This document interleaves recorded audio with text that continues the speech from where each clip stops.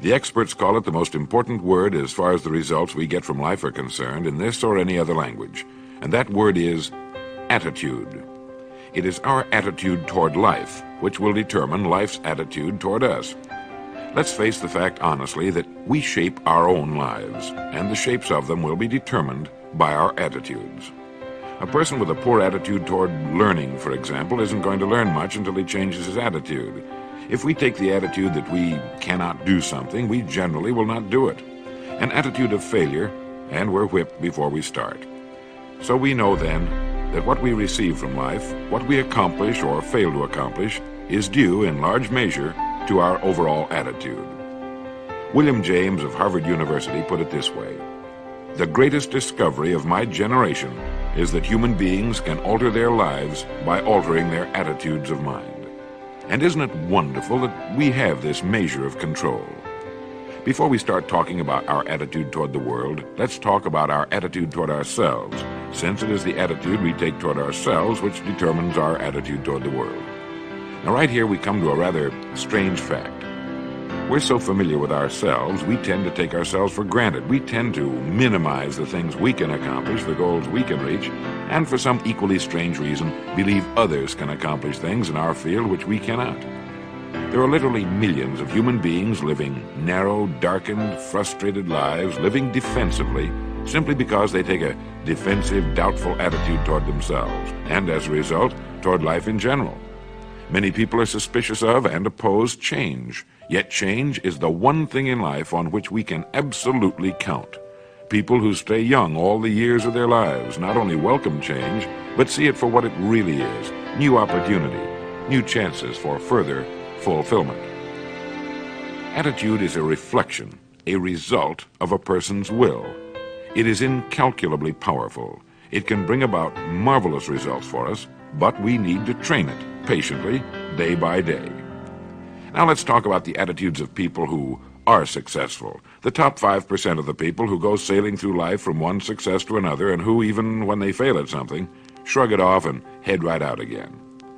No matter who the person is or what he does, men and women in sales, business executives, people in all the professions, wives and mothers, students, top people in the armed forces, public servants, men and women in the service of religion, working men and women in all fields of endeavor, wherever you find a person doing an outstanding job and getting outstanding results, you will find a person with the right kind of attitude.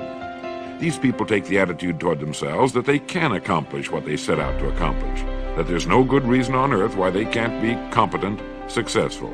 They have a healthy attitude toward themselves and, as a result, toward life and the things they want to accomplish. And because of this, they achieve some remarkable things, and they come to be called successful, outstanding, brilliant, lucky, and a lot of other things. They're quite frequently no more brilliant or outstanding than the majority of the people by whom they're surrounded. But they did develop the right attitude, and they found their accomplishments not too difficult, and many times surprisingly easy, simply because it seems that so few are really trying, really believe in themselves. Successful people come in all shapes and sizes and in widely varying degrees of intelligence, background, and so on. But they all have one thing in common. They expect more good out of life than bad. They expect to succeed more than they fail. If you want something worthwhile, take the attitude that there are a lot more reasons why you can have it than there are that you cannot, and set out to earn it. Go after it, work at it, ask for it, and 9 times out of 10, you'll get it. Our environment is really a mirror of our mental attitude. If we don't like our environment, we have to change our attitude first. Now, the world plays no favorites. It's impersonal. It doesn't care whether we change or not. Adopting a good, healthy attitude toward life doesn't affect the world and the people in it nearly as much as it affects us. It would be impossible to even estimate the number of jobs which have been lost, the number of promotions missed, the number of sales not made, the number of marriages ruined by poor attitudes. But you can number in the millions the jobs which are held but hated, the marriages which are tolerated but unhappy, all because of people who are waiting for the world and others to change toward them, instead of being big enough and wise enough to at least make a test which will prove beyond any shadow of a doubt where most or at least a big part of the trouble lies. Studies made of the lives of literally thousands of successful people have shown that they radiate confidence, assurance, they expect success, and they get success. You can spot these people by the way they walk, by the way they look and act. You can feel it about them when they enter a room.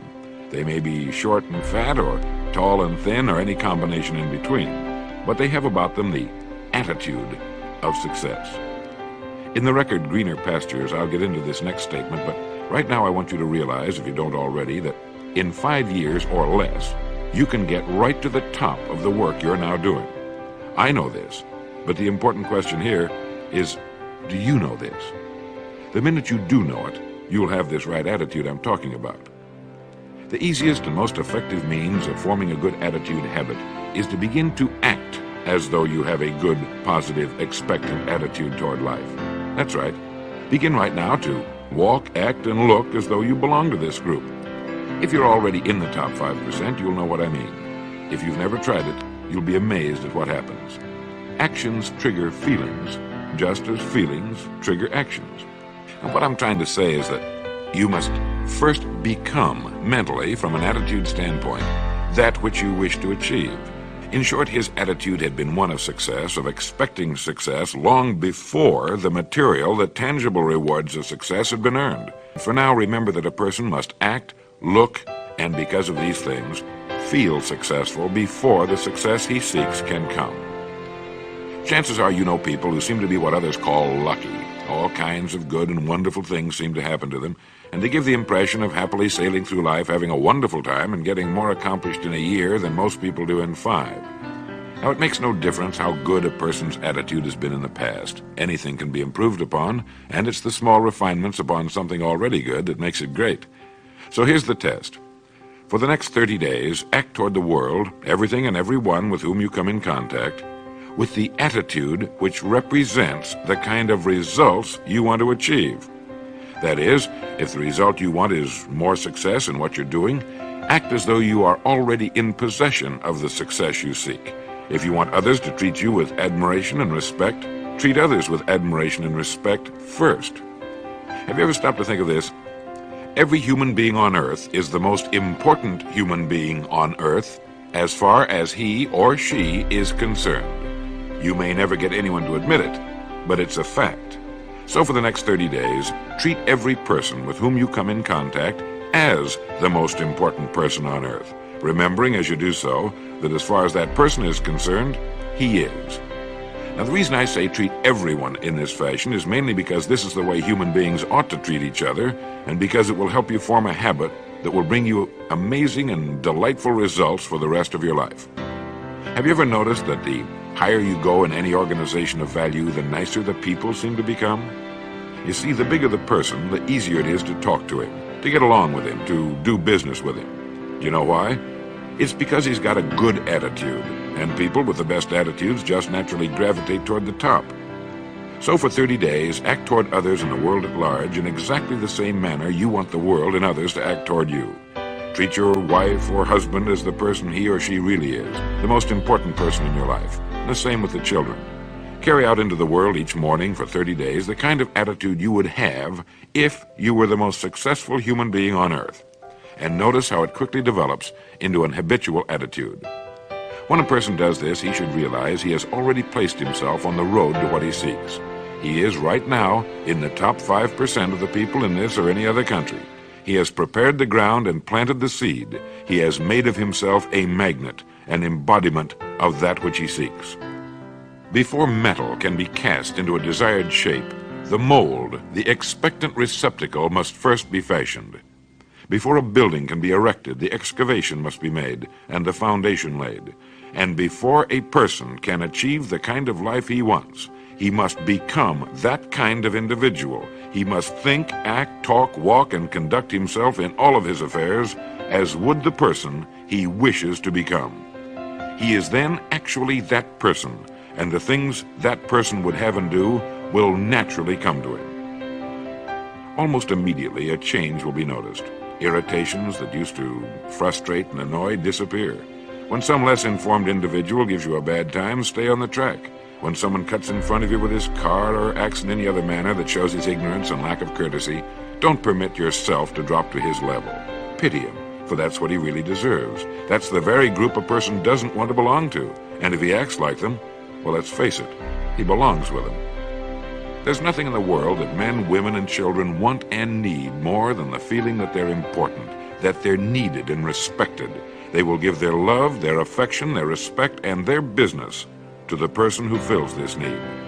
So the magic word is attitude. And in summing up, a few points to keep in mind. 1. It is our attitude at the beginning of a task which, more than anything else, will affect its successful outcome. 2. It is our attitude toward life which determines life's attitude toward us. 3. We are interdependent. It is impossible to succeed without others. And it is our attitude toward others which will determine their attitude toward us. 4. Before a person can achieve the kind of life he wants, he must become that kind of individual. He must think, act, talk, walk, and conduct himself in all of his affairs as would the person he wishes to become. 5. The higher you go in any organization of value, the better will be the attitudes you will find. 6. Your mind can hold only one thought at a time, and since there's nothing at all to be gained by being negative, be positive. 7. The deepest craving of human beings is to be needed, to feel important, to be appreciated. Give it to them, and they'll return it to you. 8. Look for the best in new ideas. As someone said, I've never met a person I couldn't learn something from. 9. Don't waste valuable time broadcasting personal problems. It probably won't help you. It cannot help others. 10. Don't talk about your health unless it's good. 11. Radiate the attitude of well-being, of confidence, of a person who knows where he's going. This will inspire those around you, and you'll find good things will begin happening to you. And 12, lastly, for the next 30 days, treat everyone with whom you come in contact as the most important person on earth. If you'll do this for 30 days, you'll do it for the rest of your life. Success or failure in any undertaking is caused more by the mental attitude even than by mental capacities.